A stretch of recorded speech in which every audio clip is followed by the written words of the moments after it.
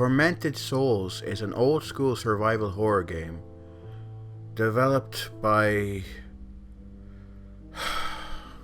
Does anyone out there like me yet? Can I stop this? Developed by Dual Effect and Abstract Digital, and it was released for PC and PS5 in August of 2021, with ports to all other major platforms arriving the following year. Critical reception to the game was quite mixed, at least on PS5. Many critics were impressed by the game's atmosphere, setting and puzzles, but others found the game to be incredibly dated from a mechanical standpoint, with its emphasis on fixed camera angles and clunky controls. Regardless, fans of old school survival horror games, such as myself, were very impressed by how faithfully the developers of Tormented Souls were able to replicate the feel of a classic survival horror game from the PS1 and PS2 era. If you are a fan of the classic Resident Evil and Silent Hill games, I think there's a good chance you could end up loving Tormented Souls, even if many of its gameplay mechanics are stolen outright from those earlier games. God, don't you just hate it when someone rips off another person's ideas? Tormented Souls begins with a woman named Caroline Walker receiving a mysterious letter at her home one morning. The letter was sent from a place named Wildberger Hospital. Inside the envelope is a photograph of two young girls with a message scrawled on the back that simply says, "You just think you can abandon us here?" 2 weeks later, and still haunted by the photographs he received, Caroline decides to visit Wildberger Hospital. Shortly after arriving at the hospital, however, Caroline is knocked unconscious and awakens sometime later in a bathtub with a large tube down her throat. Ha! I doubt this is the first time Caroline has been in the bathtub with a large tube down. Shut the fuck up, Ben. Dude, really? Upon getting dressed, Caroline notices something in a nearby mirror. There is a bandage covering her right eye. Upon removing the bandage, however, she discovers her right eye has been cut out.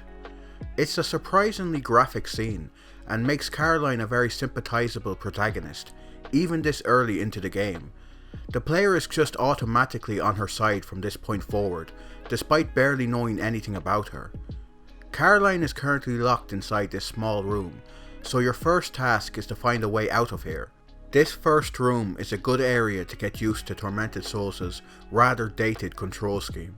There's even a clipboard in the room that teaches the player basic movement controls, which I thought was a nice touch. Thankfully, even if you aren't a fan of tank controls, you can still use the analog stick to control Caroline with a more beginner-friendly 2D control scheme. The best part is that you can seamlessly switch between 2D controls and 3D controls on the fly by moving between the D-pad and analog stick. Take note, developers, these are the kind of control options that all future old school survival horror games should have.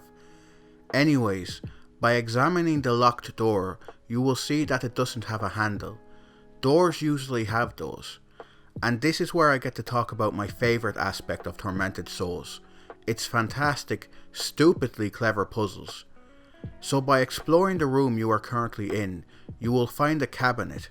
However, only the left door on the cabinet will currently open, since the right door is secured with a padlock.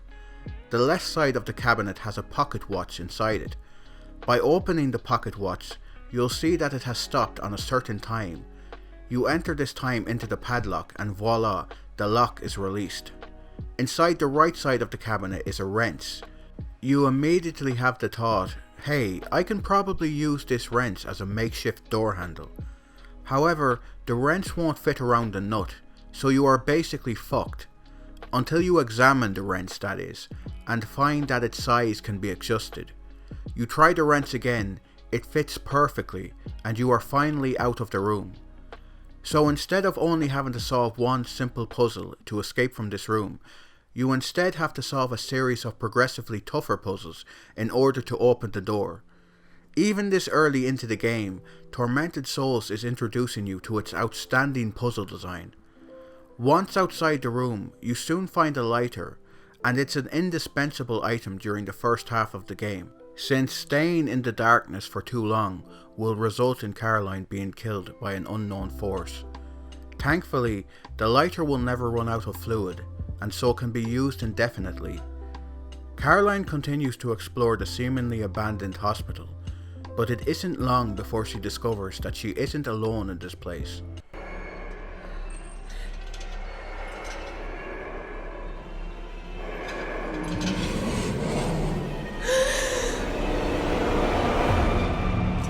So this is the first monster encounter in Tormented Souls, and just like in the original Resident Evil, your best option right now is just to run and find safety.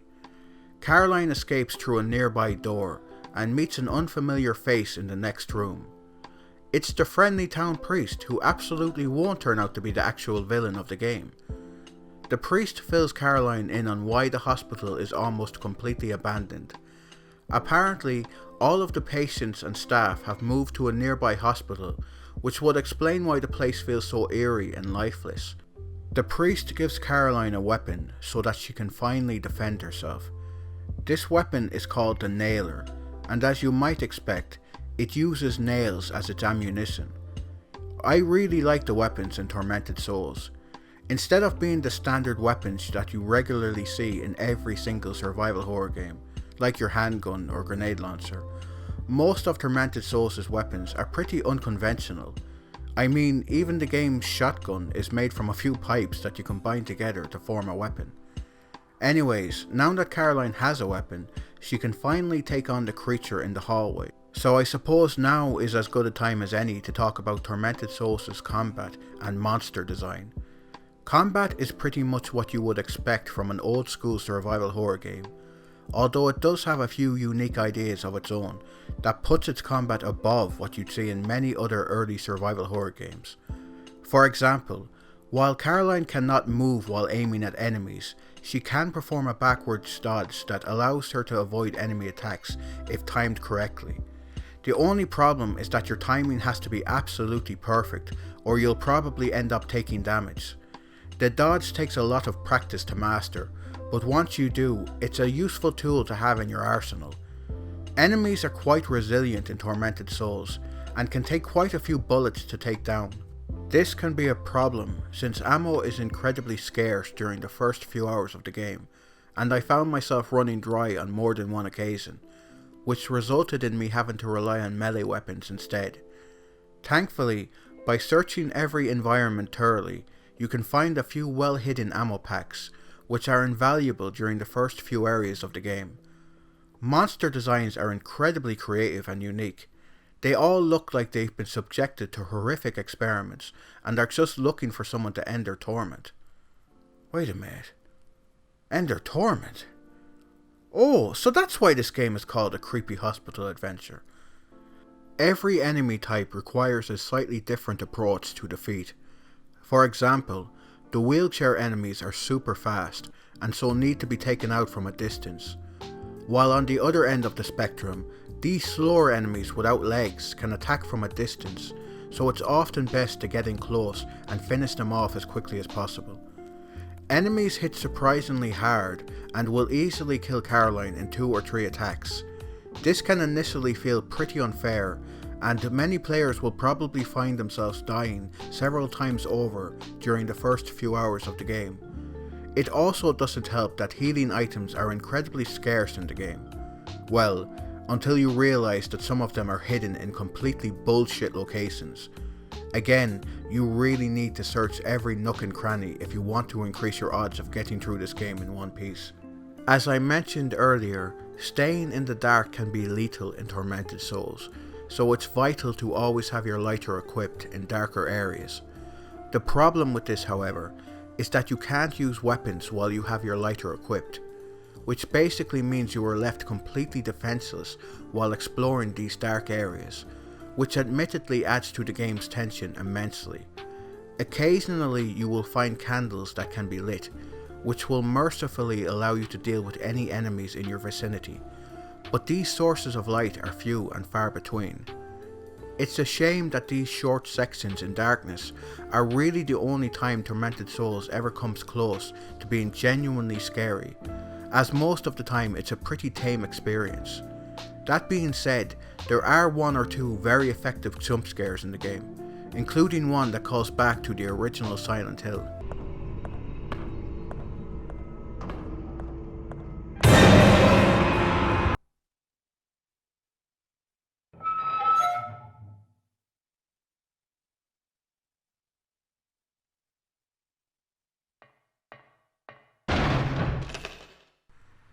The game's soundtrack can also occasionally be effective at creating a tense, foreboding atmosphere, but for the most part, Tormented Souls isn't going to have you cowering behind the sofa from how scary it is.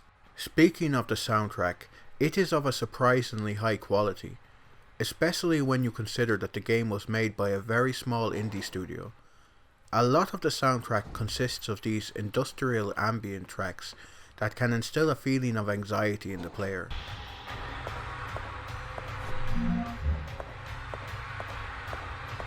These tracks might not be up to the same level of Akira Yamaoka's work in the Silent Hill series, but it's still good stuff.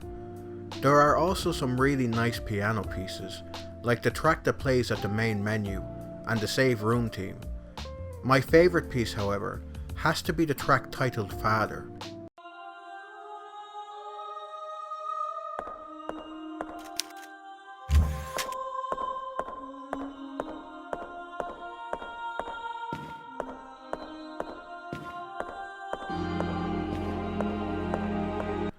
It's a truly beautiful piece of music that was still looping in my mind for weeks after I completed the game. I even have it on in the background when I'm performing my mundane, everyday chores around the house.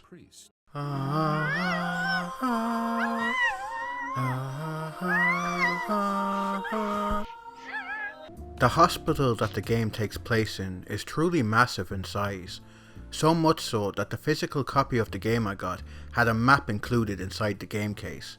This physical map is kinda pointless, however, as the in-game map can be accessed with a single button press and is very easy to read. Despite the massive size of the hospital, I never got lost, as the building's layout is very well designed and memorable. Similar to the mansion in the original Resident Evil, after a few hours, exploring the hospital becomes second nature, and you will hardly need to use the map at all anymore. I also just love the design of Wildburger Hospital, its gothic architecture, and the almost Victorian era design to many of its rooms. Tormented Souls is just one of the coziest survival horror games ever made. Trust me, play this game on a rainy night, with the lights off, and maybe beside a roaring fire, and it's just pure bliss. Tormented Souls' level design can sometimes feel like it's mimicking the Silent Hill series, and Silent Hill Origins specifically, especially with how you use mirrors to enter an alternate dimension in both games. In this alternate version of the hospital, the building is much more run down and decrepit, and it really feels like something straight out of an early Silent Hill game. It is also in this alternate dimension where some of my favourite puzzles in the game are found. For example, early in the game, you find this dead woman lying on an operating table. You need the item that the woman is holding in her hand, but because rigor mortis has already set in, it's practically impossible to get her hand open. However, while exploring the alternate dimension, you find a baby doll lying on the same operating table. Placing a plastic heart inside the baby will affect the dead woman in the real world. It is now possible to shock her body and get her to open her hand. My favourite part, however, happens once you leave the room.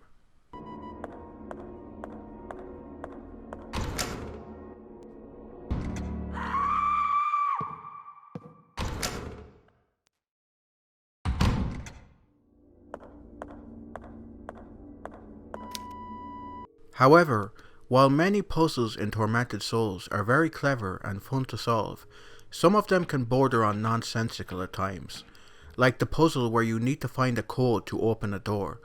I spent ages looking for this fucking code, until I realised what you are actually supposed to do is use a stethoscope on this statue to hear its heartbeat.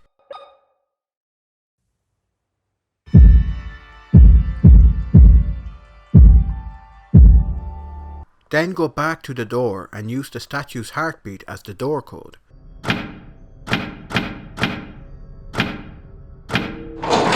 I mean, what the fuck?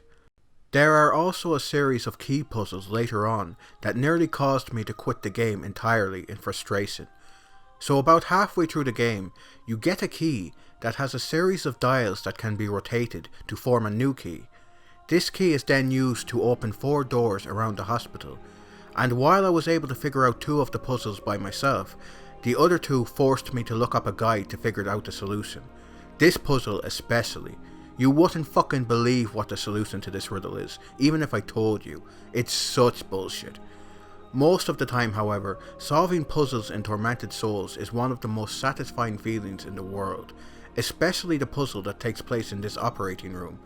I won't spoil it here, but when I figured out the solution, I legitimately felt like a genius.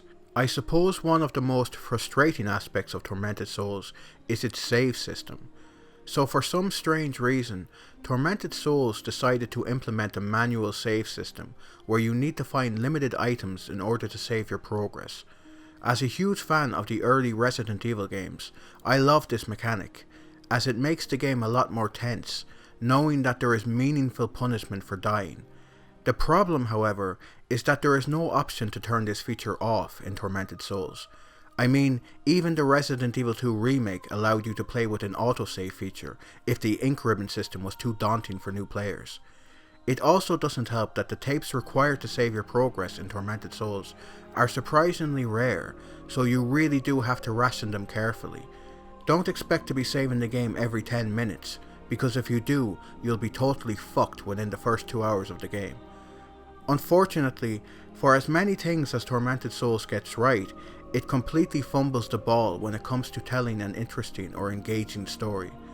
The biggest issue is that 90% of the story is told through diary entries, and there are so fucking many of these things in the game. You spend so much time reading in Tormented Souls, and the worst part is that you can't even ignore these documents, as some of them have puzzle solutions within them.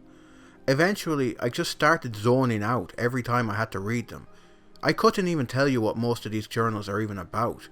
I mean, I guess I could look up a wiki or something, but that just sounds like a lot of effort, to be honest.